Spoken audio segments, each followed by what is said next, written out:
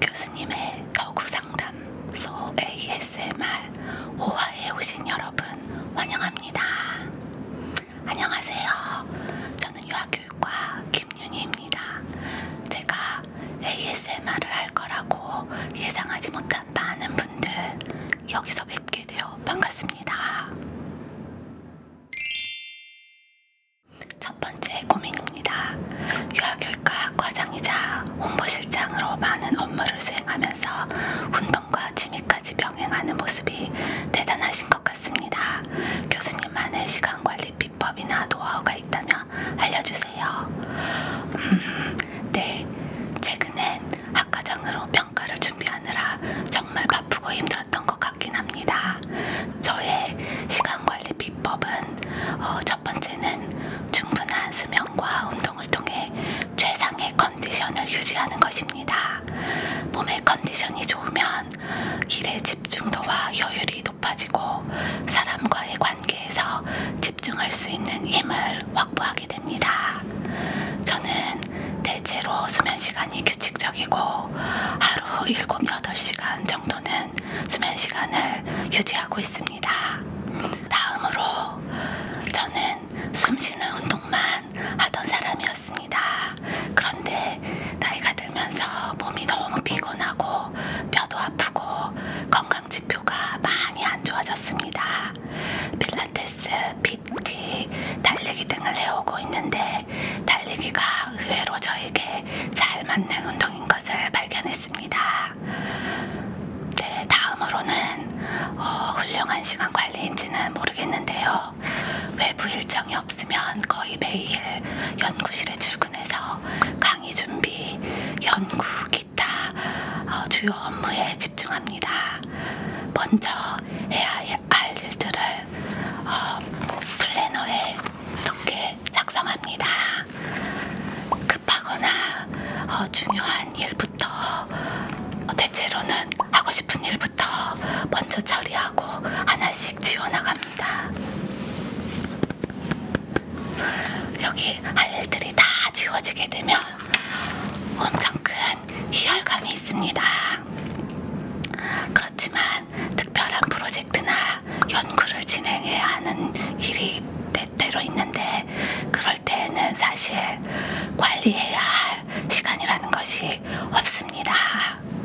그렇지만 보통 잘 먹고 잘 자고 잘 쉬면서 좋은 컨디션을 유지하고 일상의 루틴을 잘 유지하는 것이 저의 시간 관리 비법이 아닌가 생각해요. 답변이 되었는지 모르겠습니다. 두 번째 질문입니다. 유치원 교사를 꿈꾸는 유아교육과 학생입니다. 교사라는 직업이 한 사람의 삶에 큰 영향을 줄 수 있다는 점이 멋지게 느껴지면서도 서툰 제가 한 교실을 책임지며 그 역할을 잘 해낼 수 있을지 부담이 큽니다. 좋은 교사가 되기 위해서는 어떤 마음가짐이 필요할까요? 교수님께서는 처음 교직 생활을 시작하실 때 어떤 마음으로 임하셨는지 궁금합니다. 제가 학교를 졸업하면서 어떤 생각을 했는지는 사실 아무런 기억이 없습니다. 너무 오랜 시간이 흘렀네요. 아마도 아무 생각도 하지 않았던 것 같습니다. 요즘 학생들은 책임감과 두려움의 수준이 과거의 저희보다 많이 커진 것 같습니다. 두렵다는 것은 그만큼 책임감이 크고 무겁다는 것을 의미하고 정말 잘하고 싶은 마음 또한 커서 걱정하는 마음이 드는 것이라 생각해요.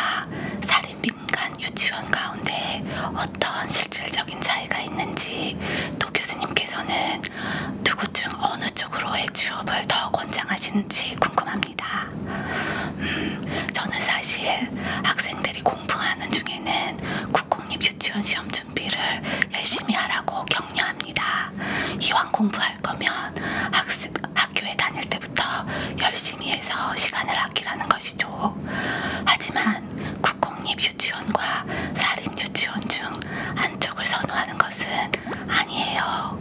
왜냐하면 내가 어느 조직 문화에 더 잘 맞을 것인가 하는 것은 사람마다 다르고 그리고 상황마다 다르기 때문입니다. 일반적으로 국공립 유치원에 근무하는 동물 선생님들이 직업 만족도가 높은 것은 사실입니다.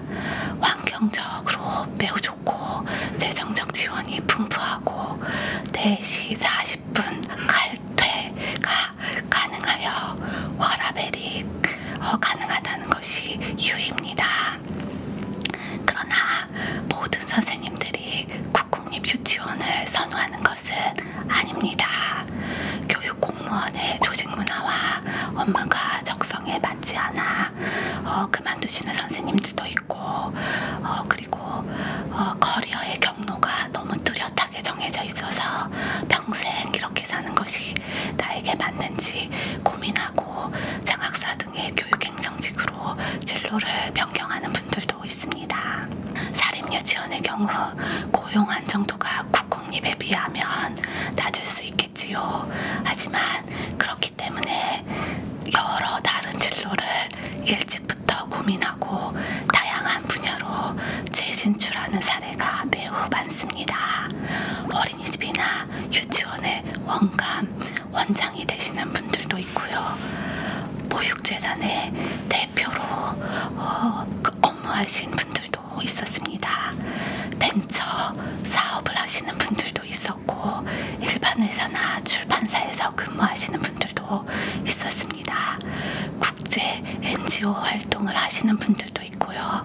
국내외에서 교수나 연구로 사시는 분들은 사실 굉장히 많습니다. 국공립 유치원과 사립 유치원으로 이분법화해서 어느 쪽이 더 좋다라고 말하는 것은 불가능해 보입니다. 최근 국제학회에서 어느 열정적인 외국 교수님이 이야기를 했습니다.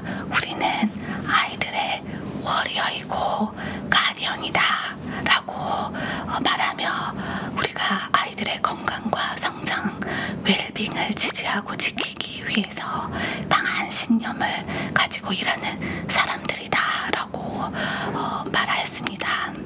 그렇습니다. 우리는 어떤 모습으로 살아가든 아이들을 보호하고 건강한 성장과 교육을 위해 일하는 열정과 신념을 가진 사람들입니다. 내가 무슨 일을 하면서 살아가게 될 것인지에 대해서 인생을 길게 보고 생각해보면 좋을 것 같습니다. 어디에 있든 무슨 일이나 공부를 하든 나의 일에 대한 확신과 열정이 있다면 그 일을 매우 잘하게 될 거예요. 네 번째 고민입니다. 현장 실습을 가면 유치원에서 아이들과 생활하는 게 너무나 즐겁지만 가끔 아이가 말을 잘 듣지 않을 때 욱하는 마음이 생기곤 합니다. 참고만 있다 보니 오히려 마음이 지치는 느낌도 들어요. 이런 경우 어떻게 극복하면 좋을까요? 네, 맞습니다. 아이들과 함께 지내는 것은 정말 너무 행복하고 가슴 벅찬 일이에요. 그러나 모든 인간관계가 그러하듯이 아이들과의 관계에서도 아이들의 행동이나 말로 인해 상처받거나 화가 나는 상황이 있습니다. 저의 경우 한 번은 행동조절에 어려움이 있던 아이가 고함을 치고 심하게 이렇게 버둥대는 것을 다른 선생님과 함께 그 아이가 다치지 않게 하기 위해서 제지하고 멈추게 하려다 제 눈을 매우 세게 얻어맞았어요. 너무 아파서 저절로 눈물이 고였습니다. 뒤를 돌아서 살짝 눈물을 훔치고 말았지요. 다른 상황은 매우 똑똑한 친구였는데요. 선생님인 저에게 소리 지르고 정말 버릇없는 말을 했어요. 제가 정말 화가 났습니다. 참기 힘들었지만 제가 화를 내면 아이가 얼마나 무섭겠습니까? 화를 참고 넘어갔습니다. 그냥 말을 안 하고 넘어갔죠. 하지만 시간이 좀 흐르고 서로의 감정이 진정된 후에는 꼭 대화를 하려고 해요. 아이가 함께 대화를 하면서 땡땡이가 선생님에게 이런 말을 했었는데 기억이 나니? 이런 말 때문에 선생님이 화가 났었어 라고 이야기를 하면서 아이가 이해할 수 있도록 논리적으로 그리고 사실적으로 이야기를 합니다. 그런데 이때에는 아이가 자기가 화가 난 사실에 대해서만 계속 반복해서 고집을 피우고 다시 화를 냈어요. 그래서 아이가 이해를 못하는구나 라고 생각해서 아이의 엄마에게 상황을 말씀드리고 엄마가 아이와 함께 대화를 할 수 있도록 이야기를 했어요. 그랬더니 아이가 나중에 저에게 와서 정중하게 사과를 했습니다. 전보다 좀 더 논리적으로 생각할 수 있게 된 것 같았어요. 아이가 좀 더 성장하게 된 것이죠. 사과를 받으니까 저의 감정이 바로 풀렸고 아이와는 아주 좋은 애착과 감정을 가질 수 있었습니다. 선생님이 억울한 마음을 가지게 되면 아이와 좋은 애착을 형성할 수 없게 돼요. 그래서 논리적이고 구체적인 설명과 대화로 가급적 서로가 사과하고 풀 수 있는 시간을 가지는 것이 중요하다고 생각해요. 그리고 멘토 선생님과 대화를 통해 보다 다양한 해결 방법을 배울 수 있을 거예요. 그리고 또 다른 방법으로는 아이들의 놀이와 행동, 언어, 사회적 상호작용을 관찰하고 기록하는 것이 엄청 큰 도움이 됩니다. 이러한 기록을 분석하고 또 이렇게 살펴보면서 아이를 지원하게 되면 잘 지원할 수 있게 될 거예요. 5번째 고민입니다. 유아교육 관련 회사에 취업하려면 졸업 후 유치원이나 어린이집에서 3년 이상의 경력을 쌓는 것이 중요하다고 들었습니다. 회사에서는 유치원 경력과 직장 어린이집 경력 중 어느 쪽을 더 긍정적으로 평가하는지 여쭤보고 싶습니다. 사실 질문하신 내용은 제가 처음 듣는 내용입니다. 제가 지난 10년간 모아온 졸업생들의 이런 진출로 가운데 일반 회사는 사실 크게 많지 않았습니다. 가장 최근에는 졸업 후에 바로 대학원에서 석사를 취득한 학생이 어린이 미디어 배치 관련 회사에 취업을 했습니다. 미디어 제작 관련한 업무 능력을 기르고 그리고 이전 업무 경력 등을 잘 활용해서 이직도 잘했습니다. 교육 경력은 교육 실습 이외에는 없었습니다.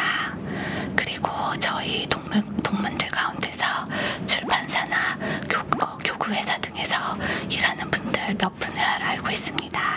이분들은 아마도 유아교육 현장에서 오래 일을 하다가 일반 회사로 진로를 바꾸셨던 것 같습니다.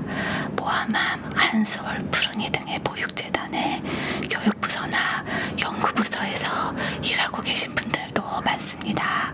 이곳은 어린이집이나 유치원에서의 교육 경력을 필수로 보는 것 같습니다. 다만 요즘은 유보통합으로 인해 어린이집이나 유치원의 교육 경력을 구분해서 가산점을 주는 경우는 거의 없어진 것 같고 앞으로는 완전히 없어지지 않을까 생각해요.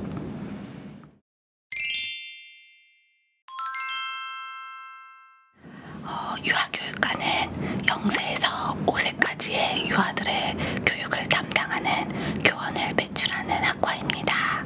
저희 학과를 졸업하는 학생들은 3세에서 5세 유아를 담당하는 유치원 정교사 2급 자격증을 취득할 수 있습니다. 학생들 가운데 많은 비율이 0세에서 5세 영유아를 담당하는 보육교사 2급 자격증을 함께 취득해서 졸업하고 있습니다.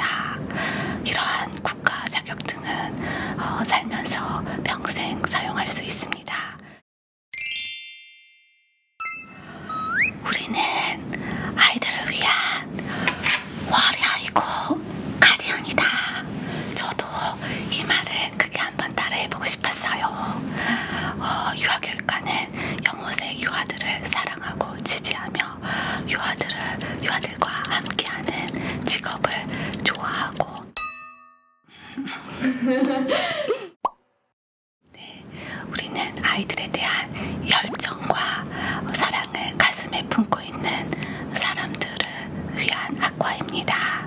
물론 와서 이러한 열정을 발견하거나 교육 실습 혹은 취업 이후에 이런 열정을 발견하는 사람들이 더 많긴 한 것 같습니다. 교직이 적성에 맞다고 생각하는 친구들과 어린이를 옹호하고 지지하는 직업을 갖고 살고 싶은 친구들은 유아교육과를 진로로 생각해 볼 수 있을 것 같습니다. 여러분이 지금까지 저희의 ASMR을 듣고 있다면 여러분은 아마 유아들에 대한 열정과 신념을 가지고 있는 사람 중에 한 사람일 것입니다.